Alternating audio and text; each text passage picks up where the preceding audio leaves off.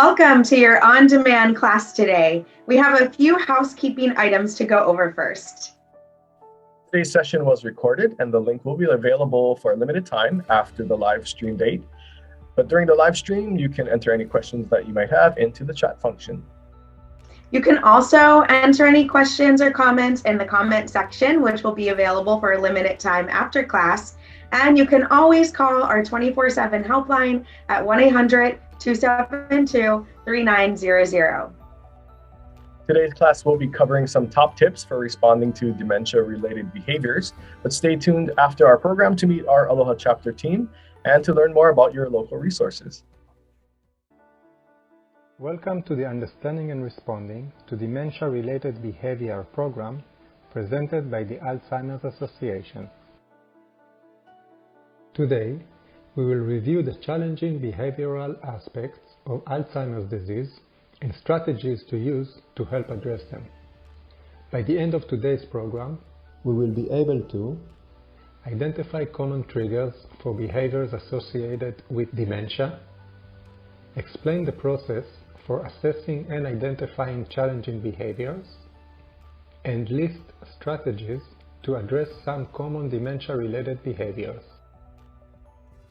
Some of the most difficult behaviors for caregivers to understand and address arise in the middle stage of the disease.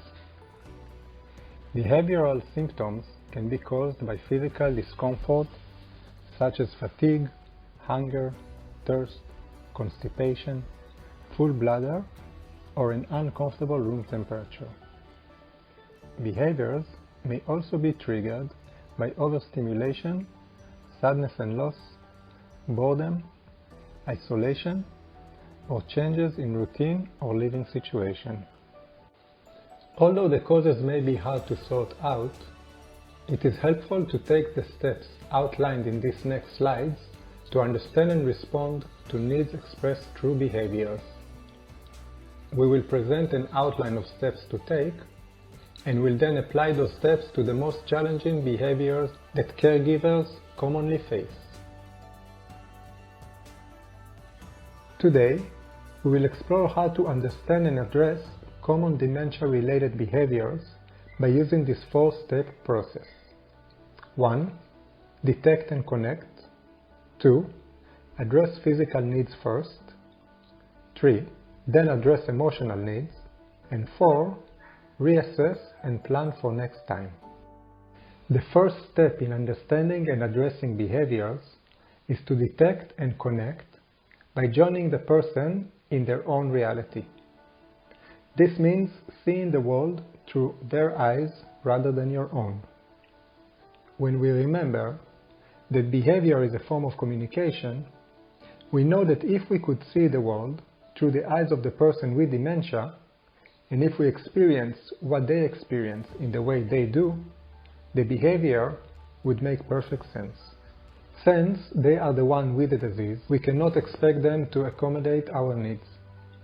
Instead, we must try to enter their world, connect with them as they are, and do our best to decode what they are expressing. Sometimes, we simply cannot figure out where the behavior is coming from, or what the person is communicating through the behavior. However, it is our job to make every attempt to understand the behavior before intervening, so we can know how to help. To understand the behavior, we should start with some detective work to try to determine the triggers for the behavior. We should ask ourselves, who was present when it took place? What happened just before the behavior began?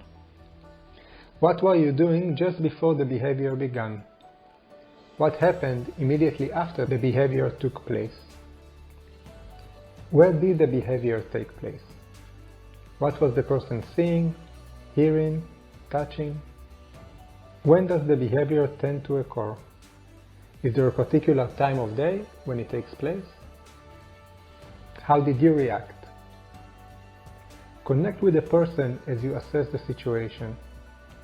Approach the person with respect and treat them as you would like to be treated in the same situation. Begin by coming to the person from the front and identify yourself if necessary. move to his or her physical level and use eye contact and body language to convey a friendly approach. The person will respond much more to your tone and body language than your words, so it is important to be kind and helpful both in your language and your emotional state. Starting with the physical. Always begin by exploring any needs that may be related to physical pain or a medical condition. Consult a physician to identify causes related to medication or illness. Note any sign of injury due to incidents such as recent fall, and consult the person's physician with any questions or concerns. People with Alzheimer's disease often experience pain from undiagnosed urinary tract infections, compression fractures, arthritis, poorly fitting dentures, indigestion, constipation, or other medical conditions. In addition, behavior might change due to a reaction to a new medication or interaction between several medications. Their needs may not be recognized due to the person's inability to recognize or talk about their symptoms. Note any unusual behaviors or symptoms and report them promptly to the person's doctor to treat or rule out any medical causes of the person's pain. Second, check for physical discomfort due to environmental issues like restricted clothing, lighting problems or glare, or uncomfortable room temperature. Additional common causes of discomfort include hunger, thirst, the need to stretch and move, the need to use the bathroom, the room being too bright or too dark, too noisy or quiet, being in an uncomfortable position, or too much commotion. Adjust the environment as necessary to make the person more comfortable. During the physical assessment, continue to connect with the person and maintain a calm, soothing presence. This is particularly useful for helping the person with dementia to reduce any agitation or upset related to the pain.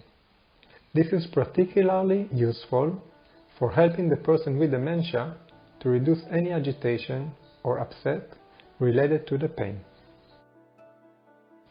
Next, we address the person's emotional needs. Think about how the situation feels to the person. This is usually the basis for their behavioral reaction.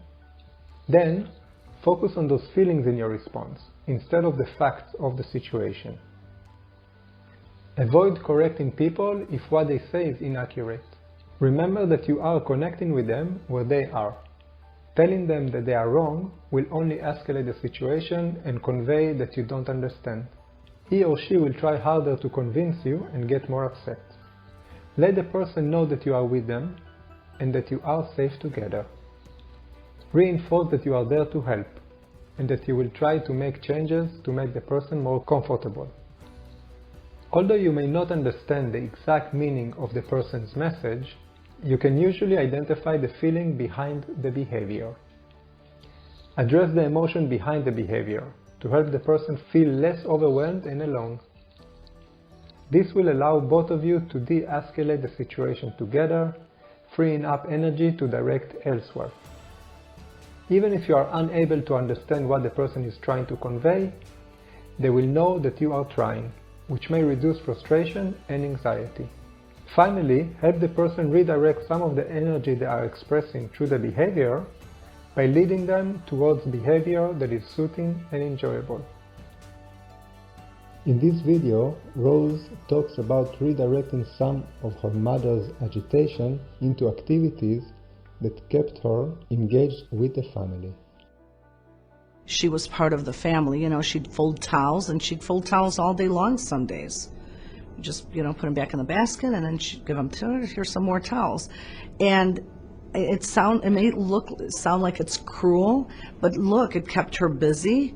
It kept her movements going. It kept her, just kept her occupied, and it made her feel wanted and that she was contributing. We created a routine for her that worked for her around her agitation, and her sleep patterns. So every day she was in the same routine for the most part, and every day she did something. She was always in the kitchen every day helping do something. Sometimes she'd rinse dishes, but she was always near the kitchen sink because she spent most of her life in front of the kitchen sink. Now she was just doing it in different ways. And going for a walk, going out in the car for a drive, walking around the yard, watering plants. Those are all things that she did, and we just had her continue doing them.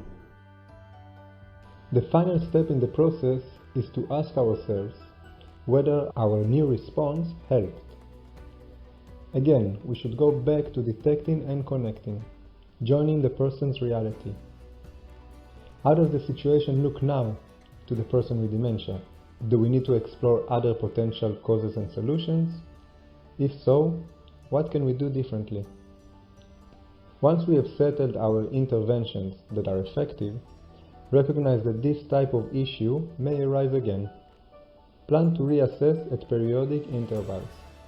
Our intervention plan may include how to recognize the signs of the issue returning, how quickly you need to respond, what to try and in what order, how to assess for the effectiveness of our interventions, what to do if the situation escalates or our interventions are ineffective, and who can help us get the assistance that the person needs. These steps can be applied to any behavior experienced by someone with dementia. Now we will look at how the steps can be applied to some of the most common dementia-related behaviors. Applying the steps: confusion or suspicion. When someone with Alzheimer's disease is confused, he or she may not recognize familiar people, places, or things. When this confusion is accompanied by suspicion, the person may accuse others of stealing, being unfaithful, etc. It can be very difficult for caregivers when the person cannot remember who that caregiver is or their characters. Let's use the example of Anne, a woman living with Alzheimer's disease, as she begins to experience some confusion and suspicion. And then we will explore how taking the 4 steps we outlined can help. See if you can apply the steps to this situation. When Anne's family comes to visit and evening begins, she becomes very suspicious that people are trying to get into her house and are watching her through the big picture windows. She becomes suspicious of her family for not making the people go away and that they all must be in cahoots with each other. Step 1 is to detect and connect. We try to stay calm as we explored. We try to understand what is the confused or suspicious behavior, when is it happening, with whom, where, how does it manifest. We should check the environment for potential sources of confusion. We should try to discern whether the person is reacting to something in the present, or is it instead reacting to something imagined or in the past. If the trigger is current, we should explore how the person is interpreting the occurrence. For example, if the person has misplaced something, they may worry that it has been stolen. If the trigger is something imagined or in the past, we should see if we can understand what that situation meant to the person.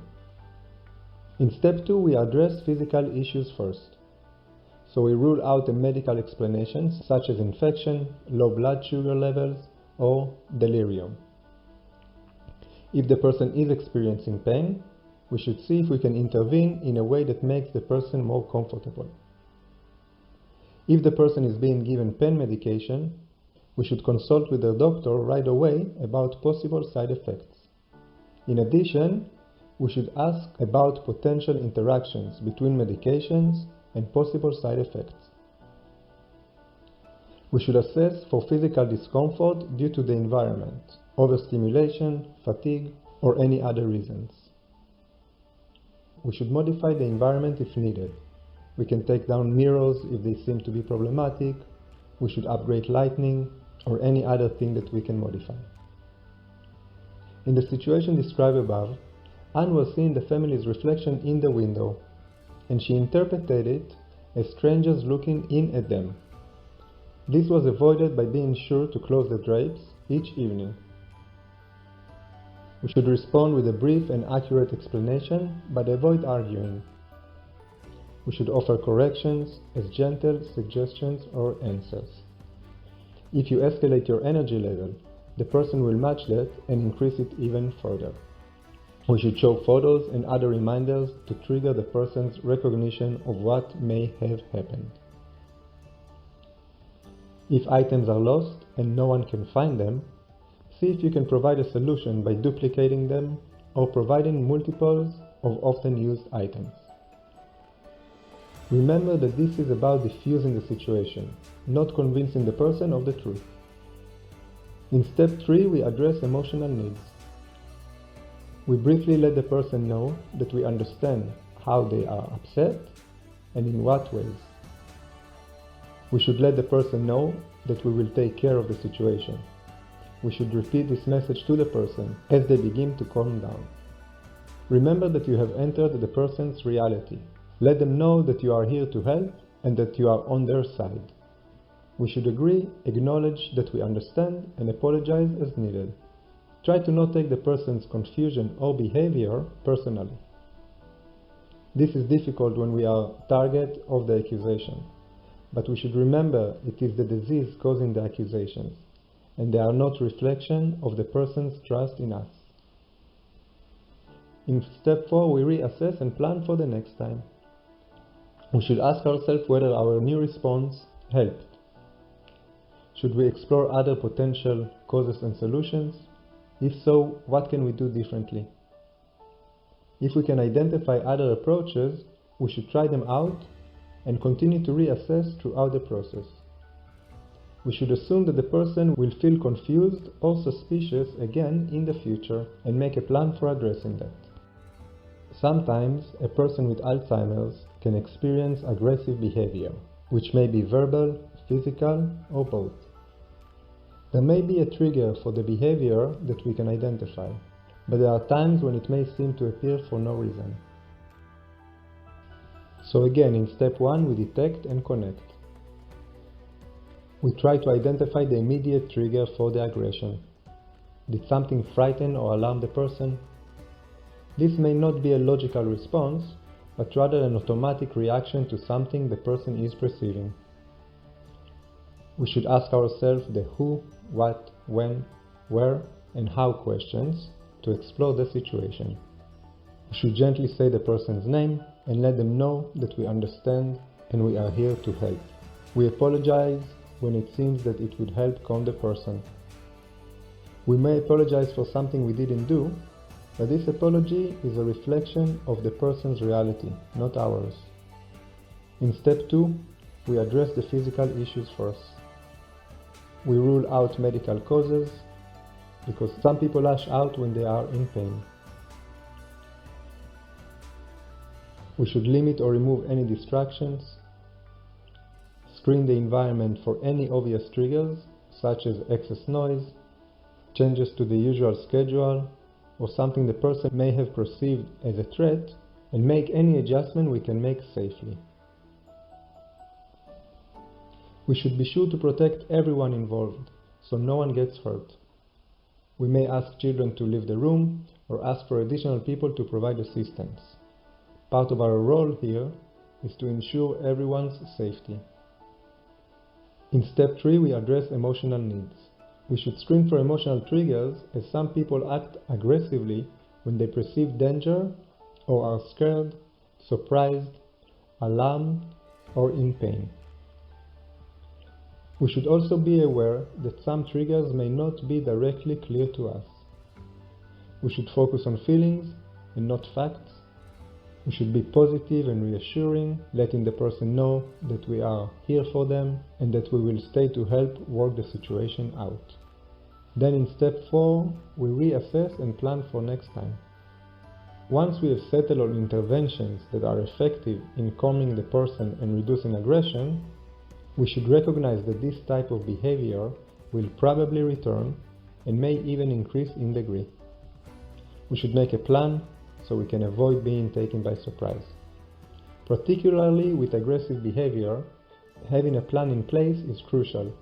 Be sure to include what to do if the behavior escalates dramatically. The best way to avoid difficult or even dangerous situations is to take some steps to ensure safety even before the first incident takes place. This can include alerting neighbors about the person's condition and anticipated behaviors. If we have a positive relationship with local first responders, we can let them know about the person's diagnosis so they can be prepared in the event of a call. We should keep charged cell phones with us at all times. We should get rid of guns in the house. Even though there is no ammunition, if someone appears to be threatening in public and is carrying a gun, police may assume that the gun is loaded and take appropriate action. This could have disastrous results. We should consider a personal security alarm for accessing help when needed. At some point, the person may not be able to be cared for at home. Finding care for people with aggressive behavior is not easy. In that case, we should meet with chapter staff to discuss alternatives in the area and plan ahead. If a person is putting themselves or others in danger, it is crucial to get help immediately. We should call 911 when more help is urgently needed to contain the person's risky behavior. It can feel scary or even silly to be doing that when you are trying to deal with a family member's behavior. But 911 is meant to keep everyone safe. It's our right and our responsibility to call when the situation has escalated to a crisis level and people's safety is at risk. When we call 911, we need to be sure to let the dispatcher know that the person has Alzheimer's or another form of dementia. This will ensure that the right people arrive and don't make the wrong assumptions. When the emergency responders arrive, they will take the person to a local emergency room for assessment.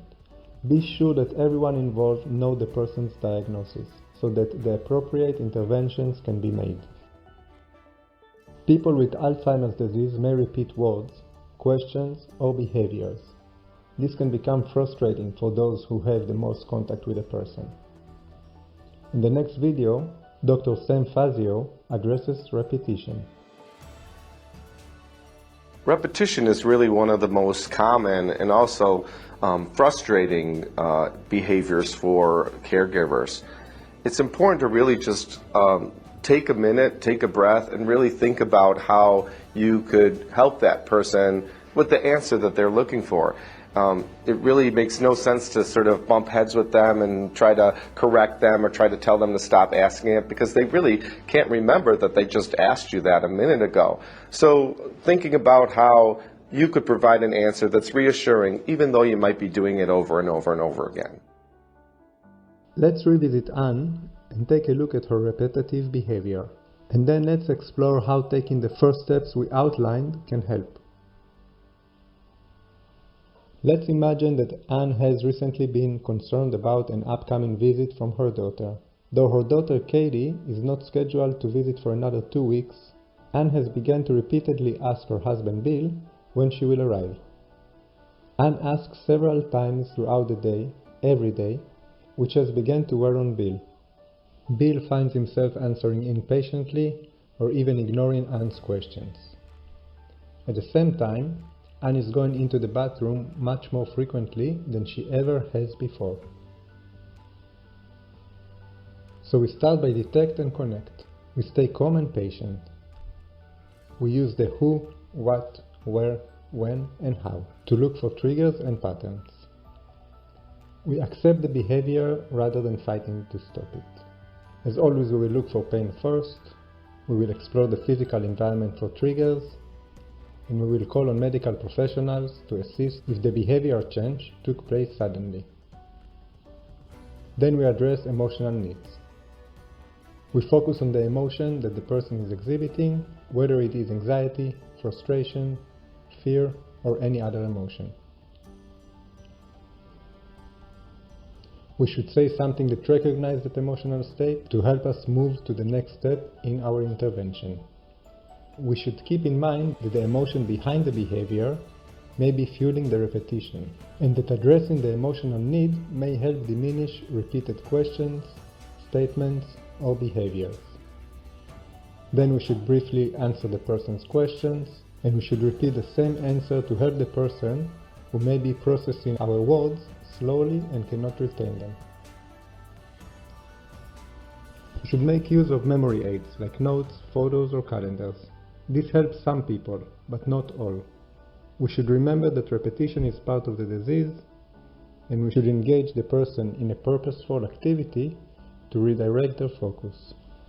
We can even turn the action or behavior that is being displayed into an activity with a positive focus, like wiping countertops, folding towels, sorting laundry by color, or any other activity. Then we reassess and plan for the next time. We should ask ourselves if our new response helped, and it helps to remember that this is a symptom, and it is related to the brain damage that comes with the disease. So we should do what we can in order to maintain an emotional distance from the behavior. This may mean teaching ourselves to adopt a calm stance, using deep breathing, or reciting a meaningful phrase or prayer. We should do what we can in order to stay centered on the thought that this reflects the disease and not the person, and we should expect the repetition to happen again. If we anticipate and make a plan for it, we can be prepared to handle it well. More than half of the people with Alzheimer's disease or other forms of dementia will wander. This behavior may take place without warning, so many families are unprepared. In the first step, we detect and connect. We assess who, what, when, where, and how to identify possible triggers.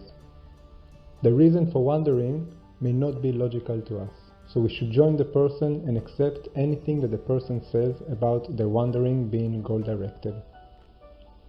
In step 2, we address physical issues first. As always, we look for pain first. Wandering sometimes begins in an attempt to move away from the pain. If the change is sudden, consult the person's doctor for an assessment. We should check to see if the person may be reacting to a change or difficulties with something in their immediate surroundings. Have there been changes in the person's patterns of exercise or daily routine lately?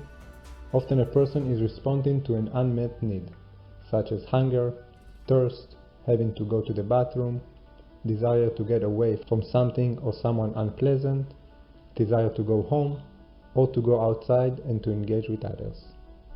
We make any changes needed to keep the person safe as we continue our assessment.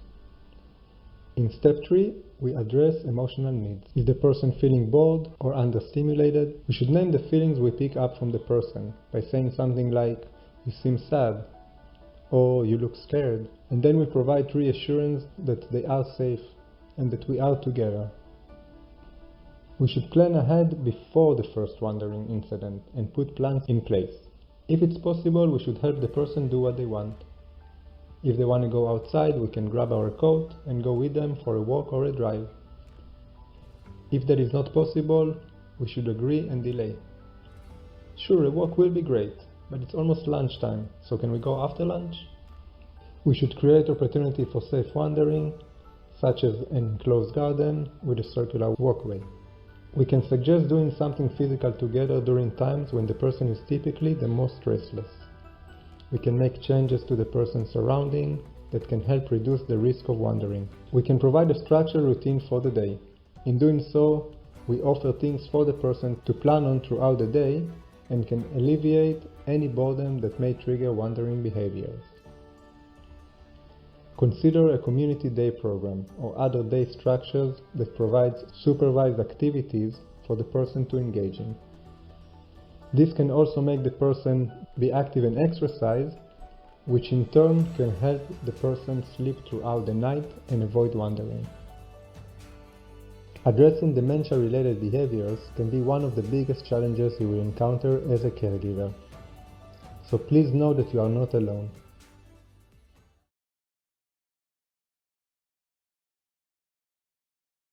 Did you know that the Alzheimer's Association provides around-the-clock Alzheimer's disease information and supports? Aloha, I'm Nick Los Banos, Hawaii Island Regional Coordinator for the Alzheimer's Association. The 24/7 helpline is a free service from the Alzheimer's Association that provides support to people living with Alzheimer's, their families and caregivers, and the general public to provide support in decision-making, crisis assistance, or education on issues and situations being faced by people living with Alzheimer's and their families every single day. You can also call the helpline to learn more about Alzheimer's disease and other dementia, and about programs and services in your local area. Services are available in over 200 languages through our bilingual staff and translation services, as well as through our TTY services. So call the Alzheimer's Association 24/7 helpline at 800-272-3900.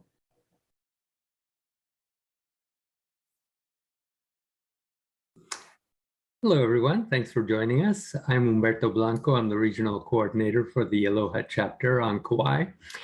And I'm going to tell you a little bit about our Alzheimer's support groups. So we're holding them throughout the islands. There are, on Kauai, for example, 3 support groups, 2 focused on Alzheimer's and 1 combined Alzheimer's and Parkinson's. They're both online and will be in person as well. And you can just contact your regional coordinator and they'll send you the links and registration information. Most support groups are held monthly. Yeah, why would you come to a support group? Let's look at that. One reason is to relieve stress of a hard job. We all know, the challenges that we have as being caregivers. You'll find out that you're not alone. You will feel supported by others in the group who are doing similar things as you are for their families. You'll recognize similar issues. You will also have an opportunity to review some of the skills that you might have learned in our education classes and speak about them with others in the support group to see what feedback they might have, how things work for them and how it might work for you. So the format of the group, it tends to be brief introductions and then how things have gone the past month, what you've learned and what help you might need. So it's a very valuable tool. I think you'll find it a fun experience. There's a lot of laughter in the groups and a lot of enjoyment, even though the things that we're dealing with can sometimes be quite difficult. So thank you for the work that you do, and we look forward to seeing you in our groups. Aloha.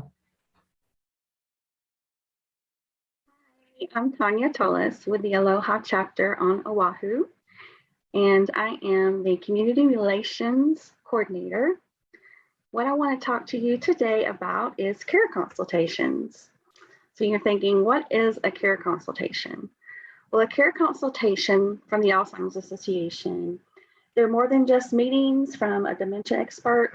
Our team works with you to navigate difficult caregiving decisions and family issues, assess current needs and anticipate future care challenges, and to develop a plan to help solve problems that may come. So we offer a supportive, listening, and confidential, non-judgmental environment. We don't teach or we don't tell you what to do. We coach you and your family to find solutions to improve the quality of life. The best thing about it is it's free. So that's a little bit about the care consultations, and hope that helps. Hi, everyone. It's Spence again. I'm going to talk about some of the great online resources right at your fingertips that you can look into on a very various range of topics. So I'll go ahead and share my screen. The first online resources that I wanted to talk to you about is called ALZ Connected. And as you can see on my screen, it's almost like a large message board. There's message forums if you're a caregiver, there's forums if you have Alzheimer's disease, and it's just a really great place to type in anything, any thoughts you're having, any questions, and really to see other people's experiences. It's a little different than if you do something like that on Facebook, because actually this message board is monitored by the association. So there's a lot of great information and ways to connect to other people on alzconnect.org. The next resource I want to share with you is the Alzheimer's Navigator.org. And this is a great tool because it really individualizes the information that you